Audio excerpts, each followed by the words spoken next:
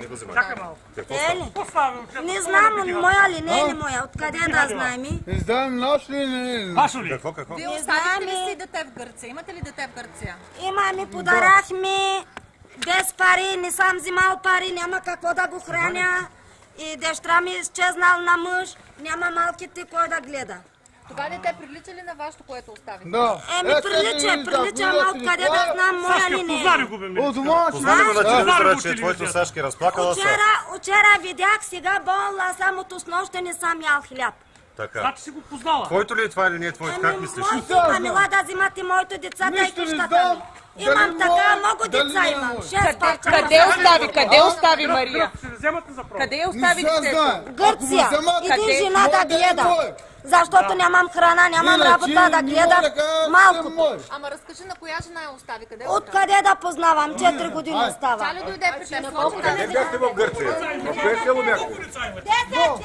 10.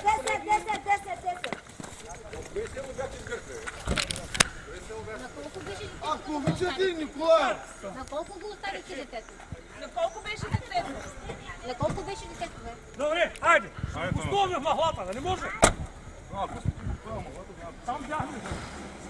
Да, сега ще ги затворя, ще ги оставя в тях.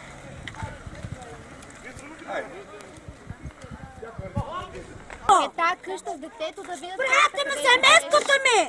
Не дай да мислимаш! Дай, черен прай!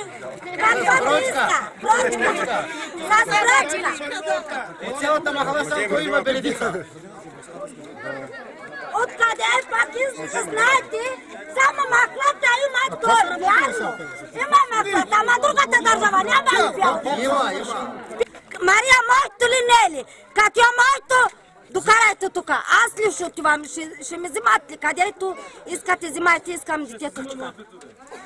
Искам го. Как ти за последен път? Само ще